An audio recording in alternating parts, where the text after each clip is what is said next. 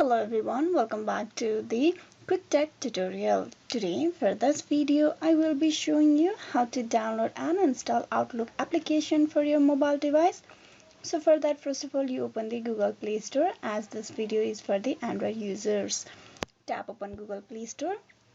On the search bar you need to type in Outlook. Tap on search. It will show you the search result for the Outlook app, that is Microsoft Outlook, on the very top. Now you need to tap on install beside it and wait for the application to be downloaded. Microsoft Outlook is a secure email app that keeps you connected and protected with your email, calendar and files in the one app.